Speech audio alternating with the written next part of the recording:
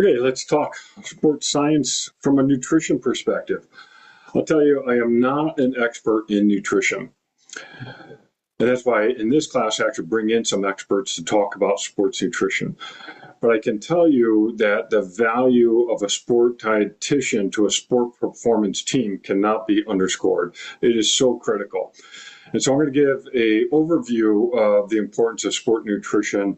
And then in this module, there will be some other presentations from some experts on sport nutrition specifically. All right, I'm going to bring up my presentation. So sports science from a nutrition perspective. And when we talk sports, when we talk nutrition, sometimes what happens is people to get drawn right to what's happening during competition, what's happening during an event, what's happening during a marathon. I'm big into endurance performance. Well, trying to understand nutrition during a marathon, during an iron distance event, what have you, that's really, really important. Even during sport games like football, basketball, what have you, what nutrition is happening to the athletes during an event. And that's a lot of times where our attention is drawn to because it's so visible because we're watching sport happen in front of us. But really, sport nutrition is about what's happening before exercise, before sport competition, what's happening during, and what's happening after in a recovery process from exercise and or a competition. And during the sport, we're really going to be thinking about which energy system is predominantly being used during the course of a competition. Is it anaerobic? Is it aerobic? What's the environment that's being that the competition is happening? And environment can be anything external to the person. So we can think about exercising or competing out in the heat here in Las Vegas. That's very different than competing in the cold of Norway, what have you. So trying to understand the environment and how that may influence the type of nutrition that we need during an event is really critical.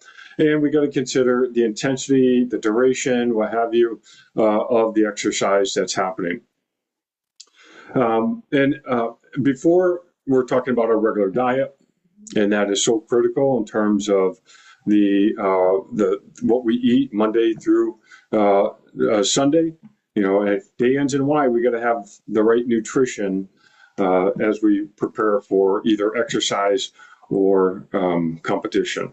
And again, afterwards, what's the recovery process to be sure that the person is going to get healthy again for the next competition or the next exercise session.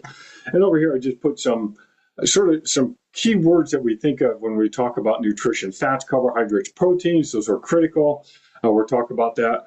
REDS, relative energy deficit syndrome. This is an important component, especially in sport. Are our athletes getting enough calories? Are they getting enough nutrition to support the training load that they are exhibiting, and also what happens during competition? Is our nutrition coming in a liquid form versus a solid form? Again, this comes back to, in part, environment. Are we exercising heat? Are we exercising cold?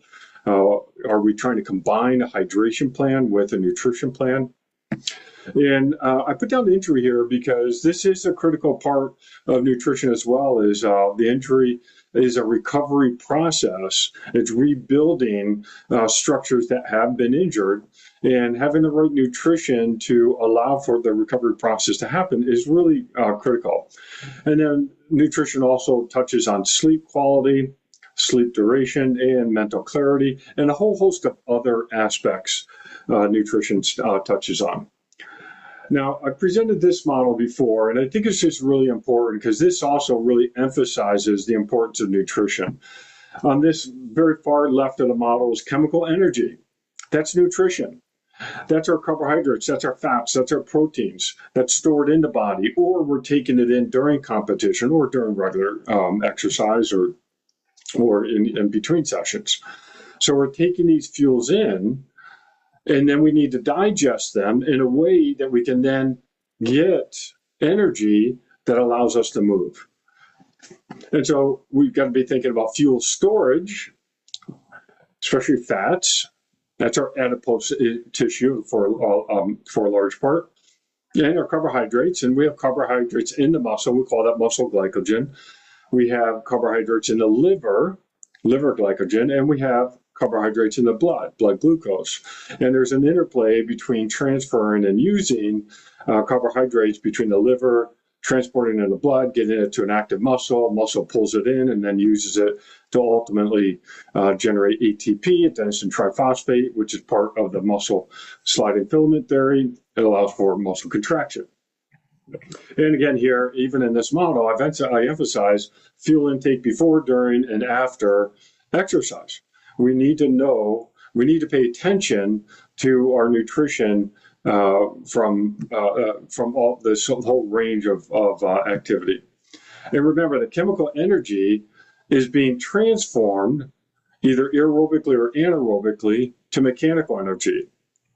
We're ultimately taking the potential energy in the chemical state and generating or transforming to mechanical energy. We know that process is never a one-for-one match. In fact, if we measure all the chemical energy that we have and then we look at the mechanical energy that resulted, we're actually probably only generating about 25%, maybe 30% mechanical energy from the potential energy in the chemical state. Whereas the rest of that energy goes. Remember, we can't create nor destroy energy. The rest of the energy is going off most likely into heat. And that's why we warm up during exercise. That's why we sweat, because we get rid of some of that heat that we're building up in the body. Sometimes we want to retain that heat. Sometimes we want to release that heat to the environment. So it is important to know that the chemical energy is never being transformed to mechanical energy in a one-to-one state. And we just got to account for that as we do our nutrition plan. And it is important to understand the fuels being used aerobically or anaerobically. Aerobically, we're really using glucose, carbohydrates, and fats. Okay, sometimes proteins, but most of the time we're focusing on transforming carbohydrates and fats to ATP or generating ATP, which is then, again, part of the muscle contraction process. Anaerobically, carbohydrates again, but now we can get into creatine as well as a fuel source for anaerobic metabolism.